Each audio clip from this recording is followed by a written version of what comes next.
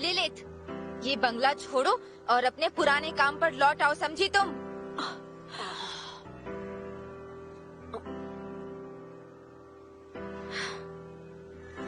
मैं अपने सारे काम छोड़कर सिर्फ तुम्हें लेने के लिए यहाँ पर आई हूँ। तुम्हें दोबारा देखकर अच्छा लगा।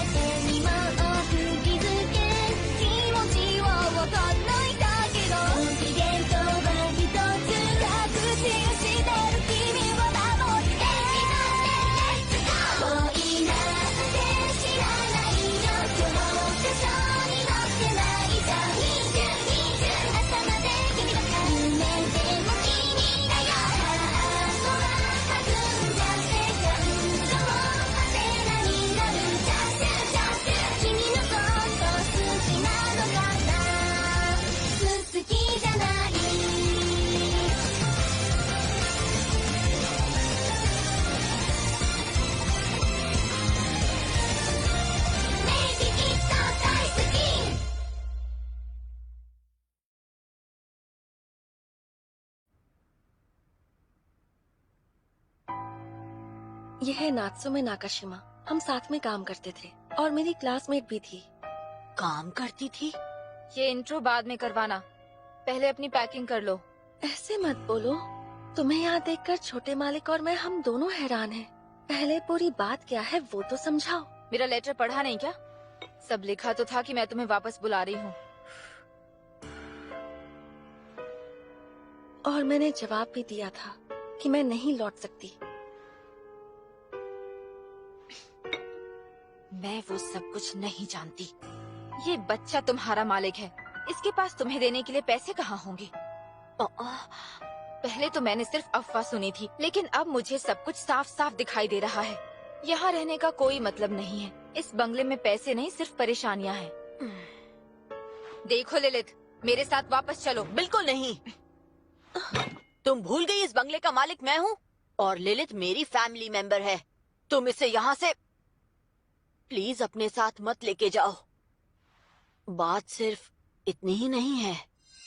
मुझे आखिरकार एहसास हुआ है कि लिलिथ मेरे लिए कितनी स्पेशल है। इसने तो मुझे अभी तक अपनी फीलिंग्स भी नहीं बताई। सच में ये तो सिर्फ एक छोटा बच्चा ही है। इतना छोटा बच्चा घर का मालिक कैसे बन सकता है? जो भी कारण हो, यहाँ रुकने का कोई मतलब नहीं है, ये तो साफ है। तो इसी में तुम्हारी भलाई है कि तुम चुपचाप मेरे साथ घर वापस चलो। मेरी बात तुम्हें समझ में आ रही है कि नहीं? अगर ये पुराने काम पर आएगी तो इसे अच्छे पैसे मिलेंगे, क्योंकि हमारे वहाँ के मालिक बहुत पैसे वाले हैं। हमारा बंगला इस काल कोठरी से तो बहुत ही अच्छा है और आगे इसके फ्यूचर के लिए भी यही सही रहेगा। और वो सब छोड़ो, ये मुझे अकेला छोड़कर यहाँ रह भी नहीं सकती। मैं यहाँ हूँ क्योंकि मैं खुद यहाँ रहना चाहती हूँ। मैंने तुमसे पहले भी कहा कि मैं तुम्हारे साथ नहीं आ सकती। तुम्हें चाहे जितने खत भेजने हो भेज दो, मैं अपना मन नहीं बदलने वाली। लिलिथ, इतनी दूर यहाँ तक आने के लिए शुक्रिया, लेकिन प्लीज यहाँ से चली जाओ। मगर ऐसा क्यों? मैं तुम्हें इस बच्चे से कहीं ज्यादा अच्छे से जानती हूँ। जब से तुम गई हो तुम्हारे बारे में सोच रही हूँ। तुम्हारी परवाह इसलिए तुम्हें खत लिखा था। मुझे समझ नहीं आ रहा है तुम मेरे सामने इस छोटे बच्चे को क्यों चुन रही हो? छोटा बच्चा? तुम गलत कर रही हो। तुम्हें छोटे मालिक को इस तरह बुलाने का हक नहीं है। चलो मैं भी देख लूंगी कि ये बंगला और ये तुम्हारा छोटा मालिक क्या वाकई लायक है। मैं कुछ दिन यहाँ रुककर देखने वाली हूँ कि तुम लायक हो या नहीं। मुझे भी तो पता चले तुम में क्या खासियत है।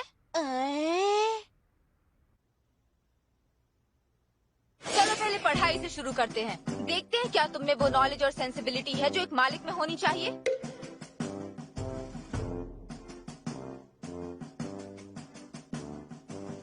चलो बताओ, थ्योरी ऑफ रिलेटिविटी क्या है? माफ करना, मुझे नहीं पता। तुम्हें तो थ्योरी ऑफ रिलेटिविटी भी नहीं पता? क्या तुम्हें पता है नात्सुमे? बिल्कुल पता है मुझे। रिलेटिविटी वो होती है जिसमें पता है वो सब, यही वो थ्योरी है। क्या बात है।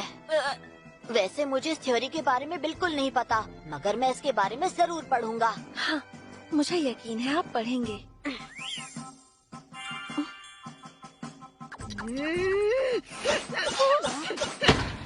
पढ़ लोगे और पढ़ाकू हो, इसका ये मतलब नहीं कि तुम इसके मालिक बनने के लायक हो। सबसे जरूरी और अहम चीज है ढेर सारा पैसा। पैसा? हाँ बिल्कुल। है तुम्हारे पास? मेरे पास पैसे तो नहीं है। उम्मीद करना ही बेकार है। मालिक की जिम्मेदारी है अपने नौकरों के लिए पैसे मैनेज करना। क्या मैनेज? ये देखो, मैं हर महीने इस पिगी बैंक में पैसे जमा करता हूँ। ये तो सिर्फ चिल्लर है। हाँ, पता है ये अभी काफी नहीं है, मगर मुझे उम्मीद है कि मैं लिलित के लिए एक दिन एक बढ़िया तोहफा खरीद पाऊंगा। छोटे मालिक, पैसे तो मेरे पास भी हैं, लेकिन मुझे याद है तुम्हें शॉपिंग करना बहुत पसंद है। मैं हमेशा तुम्हारे साथ शॉपिंग पर जाया करती थी। हाँ, मुझे खुद पर पैसे खर्च करने की आदत है, पर तुम क्या समझोगी इस बात को? नात्सुमे, क्या तुम ठीक हो? कांच के टुकड़े हर तरफ बिखरे हैं। पीछे रहो वरना चोट लग जाएगी। मैं जाकर झाड़ू लेकर आती हूँ। शुक्रिया लिलित। तुम्हें चोट तो नहीं लगी ना? नहीं। ये तो अच्छी बात है। तुम्हें हो क्या गया है? हाँ? मैंने तुम्हारी इतनी कीमती चीज तोड़ी है और तुम फिर भी इतनी शांति से बात कैसे कर रहे हो? किसी को चोट ना लगी हो ये तो अच्छी बात हुई ना। आखिर मैंने इसमें गलत क्या कहा? लेकिन मैं वो, और वैसे भी तुम लिलित से मिलने आई हो, तुम उसकी मेहमान हो तो मेरी भी मेहमान हुई ना। मुझे तो लग रहा है कि तुम मुझे बेवकूफ बना रहे हो। बेवकूफ बना रहा हूँ? लिलित, ये लड़का तुम्हें अपनी चिकनी चुपड़ी बातों में फंसा रहा है। हाँ? तुम इसकी बातों में मत आना वरना फंस जाओगी। इस मालिक और इसके बंगले में जरूर कुछ गड़बड़ है। मैं बिल्कुल नहीं मानती कि ये तुम्हारा मालिक है। नात्सुमे, मेरे मालिक के बारे में उल्टा सीधा बोलना बंद करो। लिलित, मैं तो तुम्हारी परवाह करती हूँ, बस इसलिए कह रही थी। परवाह करती हो अच्छी बात है, मगर तुम जो कह रही हो वो गलत है। मैं इस घर में काम करती हूँ, इससे तुम्हें क्या दिक्कत है? जब हम एकेडमी में थे, तुम हर छोटी चीज के लिए मेरे पास आया करती थी। मैंने भी तुम्हें परेशान किया है और तुमने भी मेरे लिए काफी कुछ किया है। मुझे खुश होने की वजह दी है, जिसके लिए मैं तुम्हारी शुक्रगुजार हूँ। लेकिन मैं यहाँ अपनी मर्जी से हूँ नात्सुमे, और मैं यहीं रहना चाहती हूँ। मैं तो बस तुम्हारी खुशी चाहती हूँ लिलित।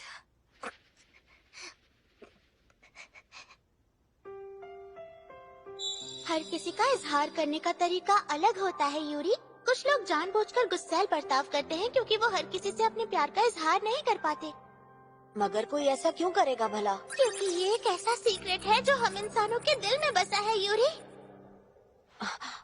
क्या ये बात पॉसिबल है कि तुम लिलित से प्यार करती हो नात्सुमे?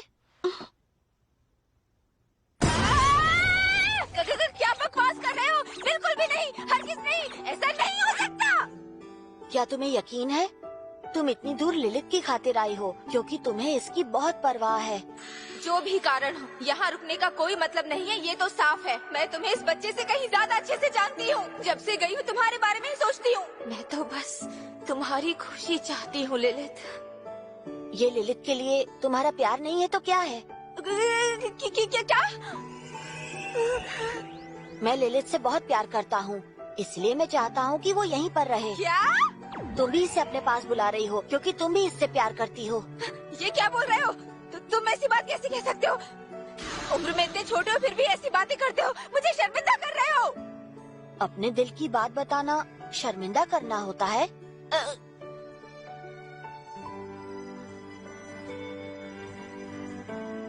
सामने वाले को पता लगे कि हम कैसा महसूस करते हैं तो शर्मिंदगी तो होगी ही ना। बड़े लोगों को ये सारी फीलिंग्स छिपानी पड़ती है। क्या तुम सच कह रही हो? मगर मैं तुमसे बहुत प्यार करता हूँ। हम बताएंगे नहीं तो पता कैसे चलेगा?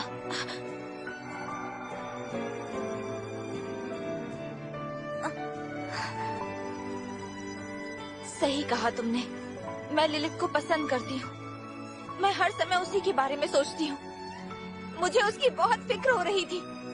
यही सोच रही थी कि उसका बंगला कैसा होगा, उसका मालिक कैसा होगा, उसकी जिंदगी कैसी होगी, वो खुश है भी या नहीं। इसीलिए मैं इसके लिए यहाँ इतनी दूर आई हूँ। नात्सुमे, मुझे माफ करना, मेरी वजह से तुम्हें परेशानी हुई, पर तुम्हारा बहुत बहुत शुक्रिया। पर लिलित, लेकिन मैं अभी तुम्हारे साथ नहीं आ सकती, माफ कर दो। देखो, प्यार का इजहार करके कोई फायदा नहीं है। तुमने मुझे अपनी बातों में उलझा दिया।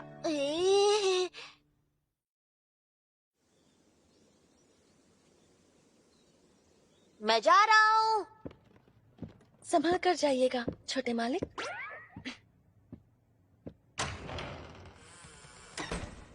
अब चलो।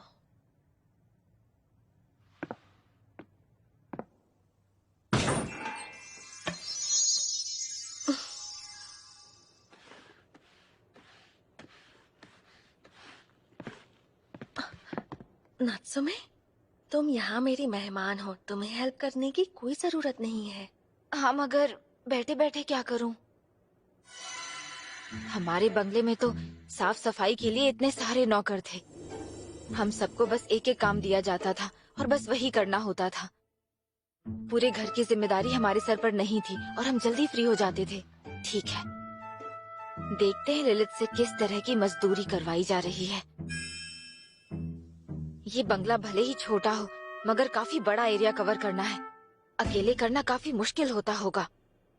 ये सब करने की जरूरत नहीं है, प्लीज तुम रिलैक्स करो। अच्छा ठीक है।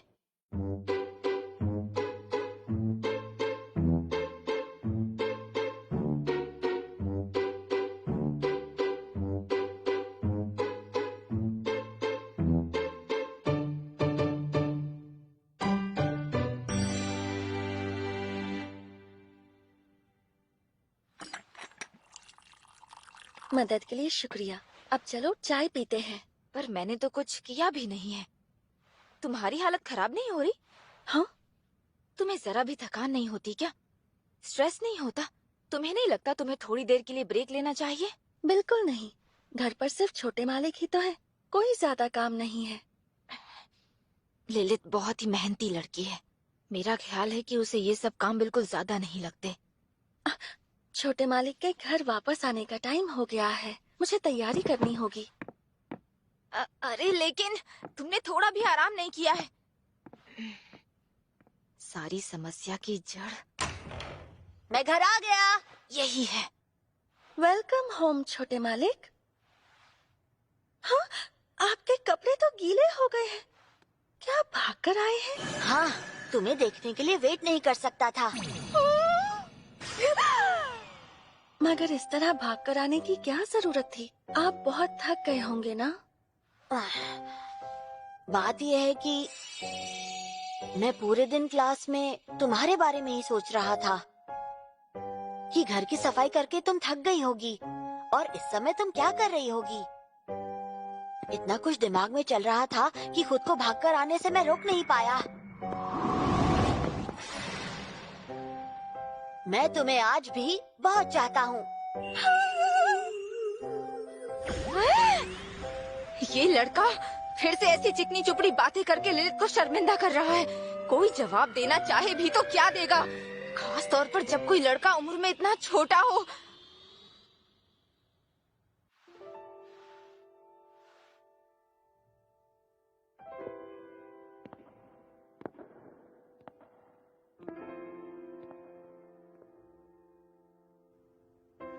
सही कह रही हूँ ना?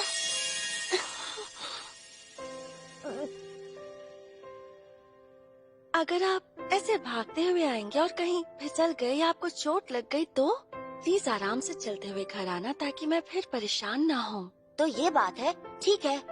कैसी हो तुम नात्सुमे? Welcome home. नात्सुमे, क्या हो गया? कुछ नहीं हुआ।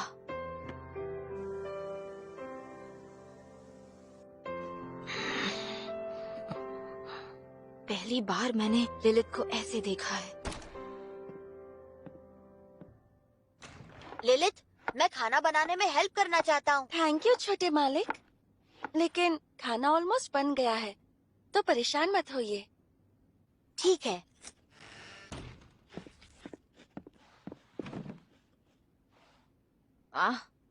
एक बात बताओ नात्सुमे, क्या तुम सच में एक मेड हो? क्या? ये तुम क्यों पूछ रहे हो? तुम्हें देखता हूँ तो ऐसा बिल्कुल नहीं लगता कि तुम कोई मेड का काम कर सकती हो। तुम्हें ऐसा काम करते देखा भी नहीं। पर मैंने ये देखा कि तुम डिनर से पहले ब्रेकफास्ट कर रही थी। ब्रेकफास्ट का इससे क्या लेना देना है भला? मेरे कपड़े नहीं दिख रहे हैं तुम्हें? मैं एक मेड हूँ, तुम्हें यकीन हो या ना हो। हो सकता है कि दिखाने के लिए पहने हो। आखिर तुम अपने आप को समझते क्या हो? रुको, मैं दिखाती हूँ तुम्हें, देखो अब।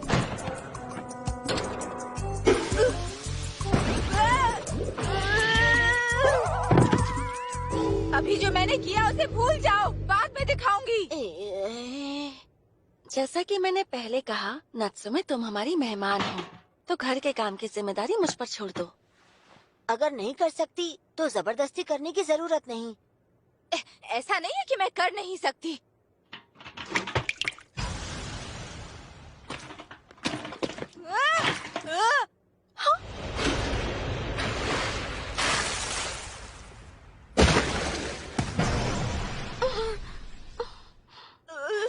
सॉरी लिलित, तुम ठीक तो हो ना? मैंने फिर से गड़बड़ कर दी। मैं इसे साफ करने के लिए कुछ लेकर आती हूँ। पुरानी यादें ताजा हो गई है ना नात्सुमे? क्या कहा? यादें? हाँ, ये हर बार काम करते वक्त गड़बड़ करती थी, हमेशा कुछ गिरा देती थी, ये काम बिगाड़ देती थी और मैं उसे ठीक करती थी।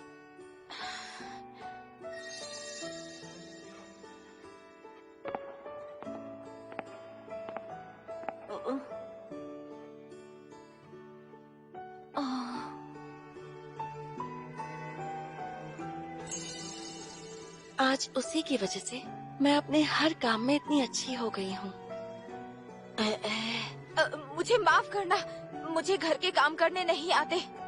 वो सब ठीक है, मगर तुम दोनों को जाकर पहले नहा लेना चाहिए। दोनों भीग चुकी हो। सही कह रहे हैं, मगर ये सफाई तो। ये बाद में सोचना। ऐसे गीली रहोगी तो बदबू आएगी। बीमार भी हो सकती हो। नात्सुमे, तुम मेरे साथ नहाना चाहोगी? मजाक कर रही हूँ। क्या?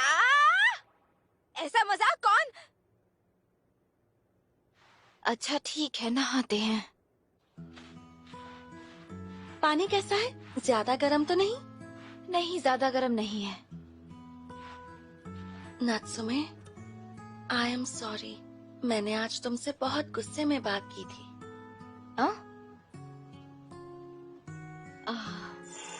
मेरे छोटे मालिक के बारे में ऐसी बातें करना बंद करो। नहीं, गलती मेरी थी, मुझे ऐसा नहीं कहना चाहिए था। सच कहूँ तो आज जब मैंने तुम्हें यहाँ देखा तो मुझे बहुत खुशी हुई। हाँ? लग रहा है जैसे बोझ थोड़ा कम हो गया है।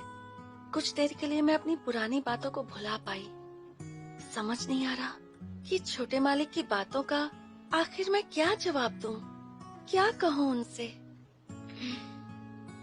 मैंने कभी सोचा भी नहीं था कि वो ऐसे सीधे आकर मुझसे प्यार का इजहार करेंगे। और मैं इतने दिनों से यहाँ इस घर में हूँ, उन्होंने आज तक कभी अपने दिल की बात नहीं की थी। तुम्हारे आने तक तो वो सिर्फ मुझ पर शक किया करते थे। सब कुछ इतना अचानक हो गया, पता नहीं मेरा दिल क्या चाहता है। अच्छा, तुम्हें नहीं पता? हाँ? तुमने अब तक शायद कुछ भी नोटिस नहीं किया होगा, मगर मैंने सब कुछ अच्छी तरह से जान लिया है। हाँ? क्या जान लिया तुमने? मुझे लगता था कि वो बहुत ही बुरा मालिक है, उसने बेकार ही तुम्हें फंसा रखा है और वो हर वक्त तुमसे काम करवा के तुम्हें बस परेशान करता रहता होगा। मगर जब भी वो इजहार करता है तुम्हारा चेहरा देखने लायक होता है। तुम्हें जरा भी हैरानी नहीं हुई, बल्कि वो सुनकर तुम्हें बहुत खुशी हुई। क्या कहा? खुशी? और नहीं तो क्या, इसका मतलब तुम समझती हो ना? नहीं, बिल्कुल नहीं। मैं तुम्हें इस बारे में बिल्कुल नहीं बताने वाली। ये बात तो तुम्हें खुद अपने आप ही महसूस करनी होगी। क्या सच में उस वक्त मेरे चेहरे पर खुशी नजर आ रही थी? हाँ, तुम बिल्कुल एक खुली किताब की तरह लग रही थी। नहीं, क्या मैं हमेशा ऐसी हो जाती हूँ? अब तो मुझे शर्म आ रही है। तुम बहुत खुश लग रही थी और तुमने मेरी ओर देखकर भी मुस्कुराना शुरू किया। ये देखकर सच कहूँ तो मुझे भी बड़ी खुशी हुई। देखा जाए तो इसका श्रेय उस बच्चे को भी जाता है। हालांकि मैं ये कहना नहीं चाहती थी। बीमार भी हो सकती हो।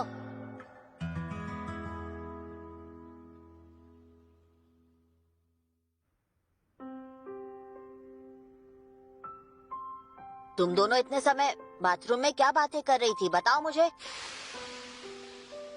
बड़ों वाली बातें थी छोटे मालिक। क्या?